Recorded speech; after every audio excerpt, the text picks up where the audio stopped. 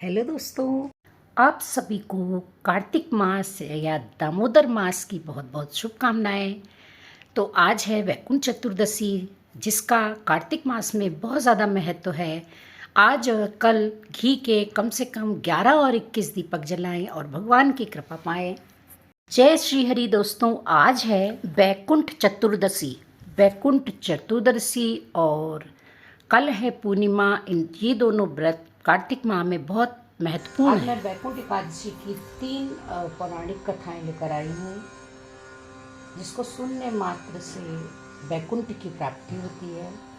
वैकुंठ चतुर्दशी की पौराणिक कथा के अनुसार एक बार की बात है, नारद जी पृथ्वी लोक से घूमकर वैकुंठ धाम पहुंचते हैं।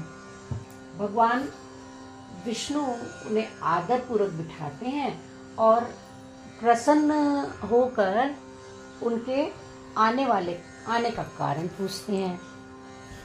नारद जी कहते हैं, हे प्रभु, आपने अपना नाम कृपा निधान रखा है, इससे आपके जो प्रिय भक्त हैं वही तर जाते हैं, जो सामान्य नारी हैं वे वंचित रह जाते हैं। इसलिए आप मुझे कोई ऐसा सरल मार्ग बताइए जिससे सामान्य व्यक्ति की अपनी भक्ति कर मुक्ति पा सके। यह सुनकर विष्णु जी बोले, हे नारद, मेरी बात सुनो। कार्तिक शुक्ल पक्ष की चतुर्दशी को जो नर नारी व्रत का पालन करेंगे और श्रद्धा भक्ति से मेरी पूजा अर्चना करेंगे, उनके लिए स्वर्ग के द्वार खुले रहेंगे। इसके बाद विष्णु जी जय विजय को बुलाते हैं और उन्हें कार्तिक चतुर्दशी को स्वर्ग के द्वार खुला रखने का आदेश देते हैं। भगवान विष्णु कहते हैं कि इस दिन जो भी भक्त मेरा थोड़ा सा भी नाम लेकर पूजन करेगा वह वैकुंठ धाम को जाएगा। अब सुनते हैं दूसरी कथा। करोड़ों सूर्यों की कांति के समान वाला सुदर्शन चक्र जो शिव जी ने श्रीहरि को दिया था, तो ये है उसकी कथा। एक बार भगवान विष्णु देवादिदेव महादेव का पूजन करने के लिए काशी गए। वहां मणिकर्णिका घाट पर स्नान करके उन्होंने 1000 स्वर्ण कमल पुष्पों से भगवान विश्वनाथ के पूजन का संकल्प किया। अभिषेक के बाद जब वे पूजन करने लगे तो शिव जी ने उनकी भक्ति की परीक्षा के उद्देश्य से एक कमल पुष्प कम कर दिया। भगवान श्रीहरि को पूजन की पूर्ति के लिए 1000 कमल पुष्प चढ़ाने थे। एक पुष्प की कमी देखकर उन्होंने सोचा, मेरी आंखें भी तो कमल के ही समान है, मुझे कमल नयन और पुंडरीकाक्ष कहा जाता है। ये विचार कर भगवान विष्णु अपनी कमल समान आंख चढ़ाने को प्रस्तुत हुए। विष्णु जी की इस अगाध भक्ति से प्रसन्न होकर देवादिदेव महादेव प्रकट होकर बोले, हे विष्णु, तुम्हारे समान संसार में दूसरा कोई मेरा भक्त नहीं है। आज की यह कार्तिक शुक्ल चतुर्दशी अब वैकुंठ चतुर्दशी के नाम से जानी जाएगी और इस दिन व्रत पूर्वक जो पहले आपका पूजन करेगा उसे वैकुंठ लोक की प्राप्ति होगी। भगवान शिव ने उसी वैकुंठ चतुर्दशी को करोड़ों सूर्य की कांति के समान वाला सुदर्शन चक्र विष्णु जी को प्रदान किया। शिव जी तथा विष्णु जी कहते हैं कि इस दिन स्वर्ग के द्वार खुले रहेंगे।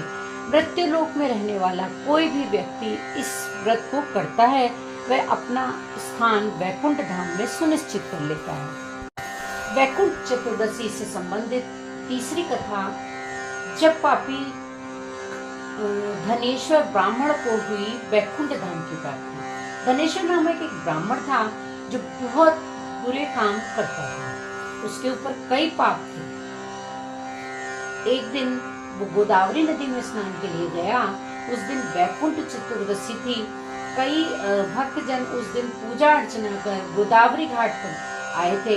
इस भीड़ में धनेश्वर भी उन सभी के साथ था। इस प्रकार उन श्रद्धालुओं के स्पर्श के कारण धनेश्वर को भी पुण्य मिला। जब उसकी मृत्यु हो गई तब उसे यमराज ले गए और नरक में भेज दिया। तब भगवान विष्णु ने कहा कि ये बहुत पापी है, पर इसने वैकुंठ चतुर्दशी के दिन गोदावरी स्नान किया है। श्रद्धालुओं के पुण्य के समान इसके सभी पाप नष्ट हो जाएंगे।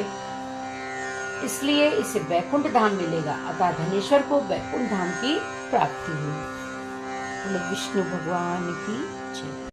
वैकुंठ चतुर्दशी के विशेष दिन पर शिवलिंग का दूध से अभिषेक किया जाता है और 1,00,000 बार ओम नमः शिवाय मंत्र का जाप करें।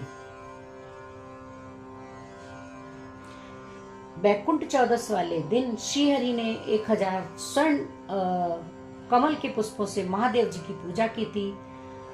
तब उन्हें सुदर्शन चक्र की प्राप्ति हुई थी और शिव जी बहुत ज्यादा प्रसन्न हुए थे। कहते हैं पृथ्वी लोक पर रहने वाले प्राणी को इस दिन व्रत और जगत के पालनहार की पूजा करने से मृत्यु के बाद यमलोक की पीड़ा नहीं सहनी पड़ती है। ऐसे में वैकुंठ चतुर्दशी पर फलाहार व्रत करना चाहिए। वैकुंठ चतुर्दशी पर विष्णु सहस्त्र नाम का पाठ करना भी अत्यधिक फलदायी होता है।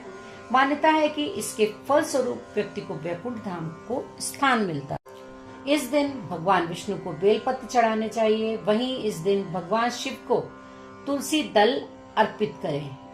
यह एकमात्र ऐसा दिन है जब शिव जी पर तुलसी जी के पत्ते अर्पित किए जा सकते हैं। इससे व्यक्ति की तरक्की में आ रही बाधाएं दूर होती हैं।